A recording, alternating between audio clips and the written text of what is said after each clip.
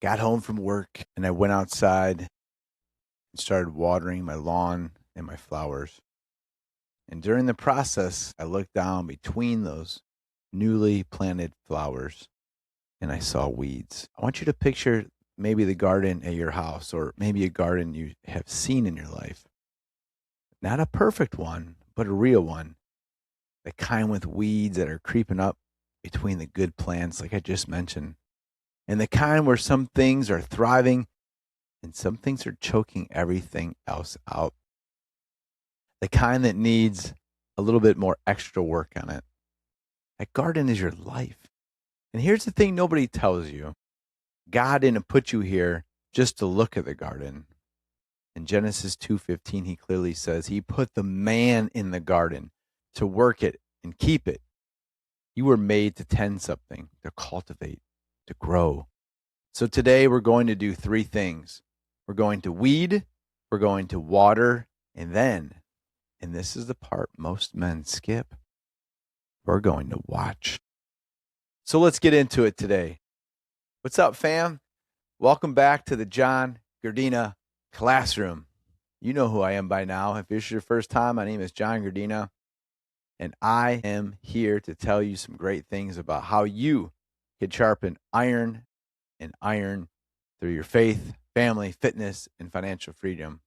The 4F framework. We don't do surface level work here. We do the real work because the real work is where it changes a man. Quick honesty check before we start. Coming off the Cleveland Marathon a couple weeks ago, just ran a 5K with my family, working on a 50K and Ironman in July. And training has always taught me something. Growth is never just about adding more. Sometimes the fastest way forward is to take something away, to cut, to prune, to get rid of the thing that's been quietly stealing your energy. That's where this episode came from.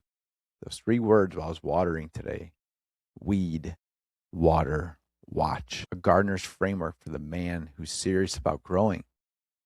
Let me show you what I mean. Let's open up John chapter 15. And Jesus says, I am the true vine, and my Father is the gardener.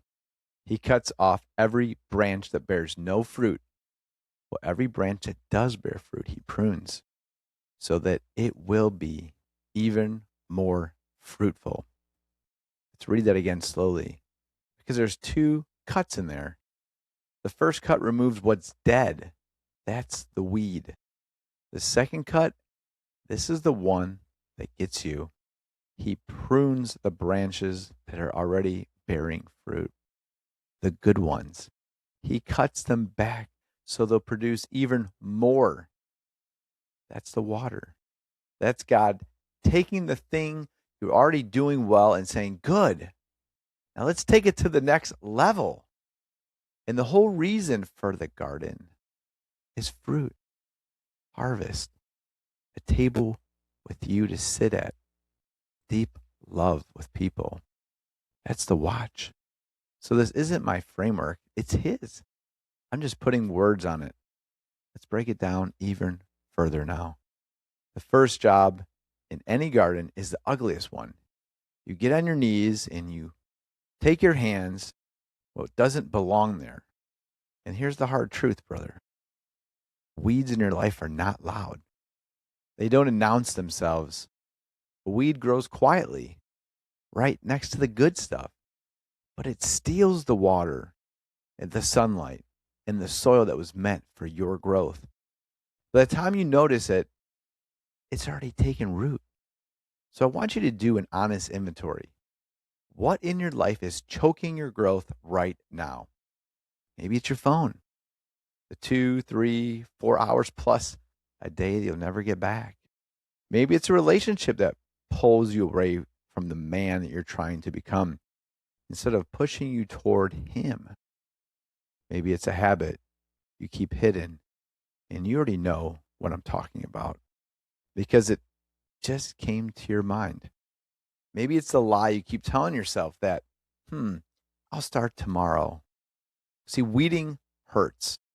I'm not going to lie to you, Pulling something out by the root is uncomfortable because that root has gotten comfortable.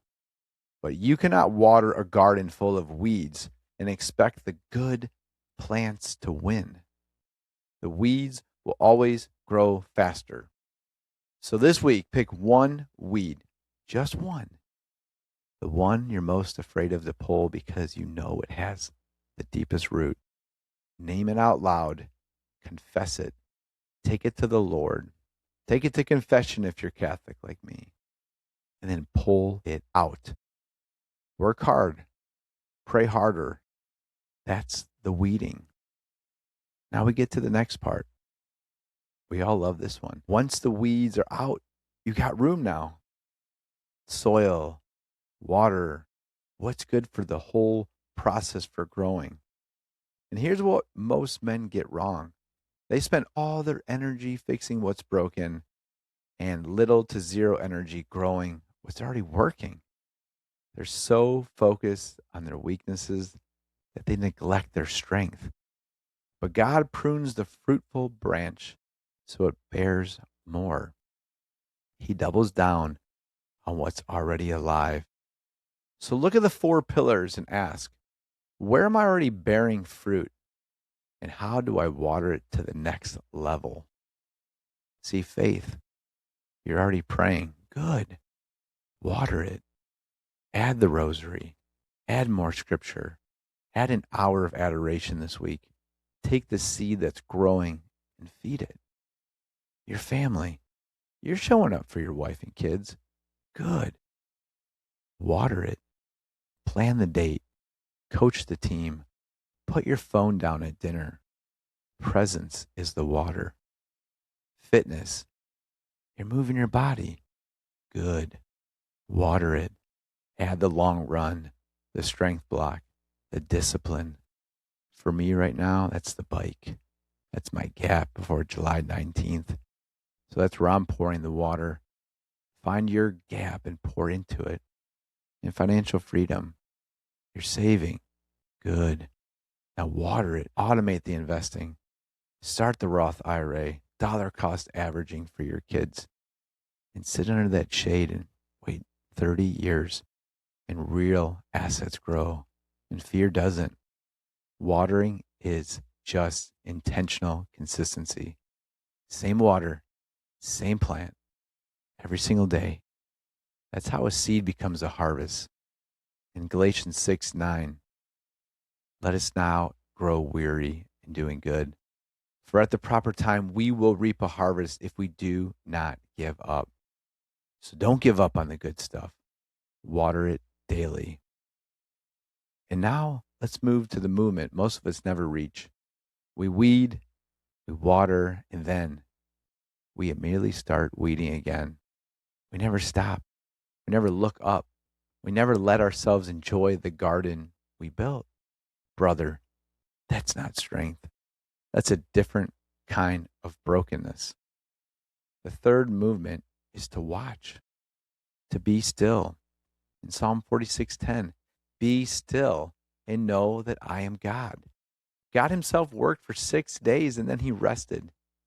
And he looked at what he made and he called it good. If the creator of the universe stopped to enjoy his work, who are you to skip it? Watching means you sit back in the presence of what you've grown. You look at your wife and you actually see her. You watch your kids play and you don't reach for your phone. You sit at the table with your family and friends and you taste the fruit, the literal harvest of every weed you pulled and every drop you watered. This is the payoff.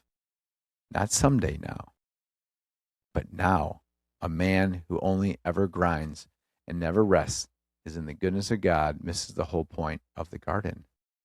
The harvest was always meant to be shared around a table with the people you love in gratitude. So this week, after you've weeded and watered, stop, sit down, be present, say thank you. That's the watch. So here's your assignment. And I want you to actually do it and not just nod along on your drive. 1, weed. Name the one thing choking your growth and pull it this week. 2, water. Pick one pillar where you're already bearing fruit and pour into it on purpose every day. 3, watch. Set aside one block of real presence, phone off, fully there with your family and friends, and thank God for the harvest. Weed, water, watch. That's how a man grows like a garden instead of a weed patch. That's the work, and the work is worth it. Fail forward, brother. Even a bad day in the garden is a day you tended it. I like to finish this episode with a little story. I know I spoke on this quietly at the beginning, but my family and I ran a 5K this weekend for our school, and I decided to run with my youngest, Elijah John, and we trained for this race. He's never run more than 1.5 miles his entire life. He's only 7 years old. And during the race, I paced him. I positively spoke to him, not one negative word, but kept telling him, "You're doing great. Get to the next spot." And halfway through the race, he said, "Dad, I think I'm going to walk." And I said, Hey, it's okay. Let's just try to get to the end of the street." Got to the end of the street, went to the next street.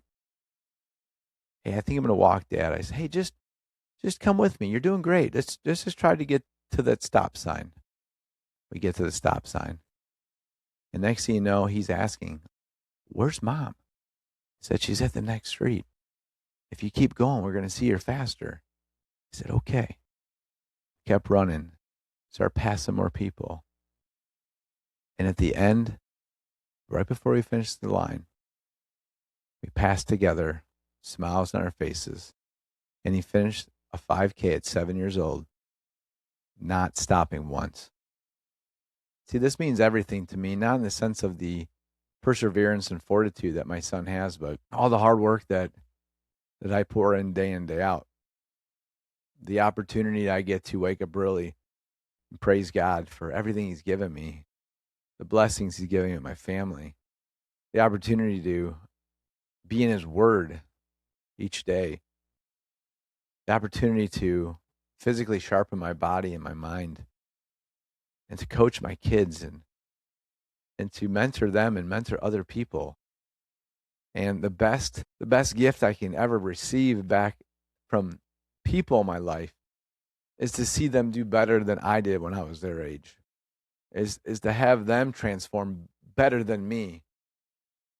That's really the greatest gift I could give people, is to push them past the point that they think they're going to fail, is to have them not stop before the finish line, not walk during the race, to uplift them, to know that they're so much greater than they ever thought possible. I know this may be long in a closing for my podcast, but it's from the heart, and I think you just need to hear it. So if someone's not pushing you to be a better man, then you need to find somebody. There's not someone in your life you could honestly say, "Hey, I could call them up, I could text them, I could rely on them." Then you need to find somebody. If you don't have anyone, just DM me, email me. All my stuff's on the show notes. I truly care about you. I care about your future family, your current family that you may have, because I know you're a child of God. And the worst thing that we could ever do is live in isolation where the devil wants you to reside. So today, as you heard the message so simply, weed out anything in your life that's not taking you to the next level. Water what you're doing that's good, and be more intentional to grow in that area. And sometimes you just need to watch, reflect, ask God if you're doing the right things, and he'll tell you. But you have to be in his presence, in stillness, and let him speak to your heart. Hey, I love you guys. Stay faithful, stay focused, and keep moving forward. I love you, and may the Lord bless you and keep you all the days of your life.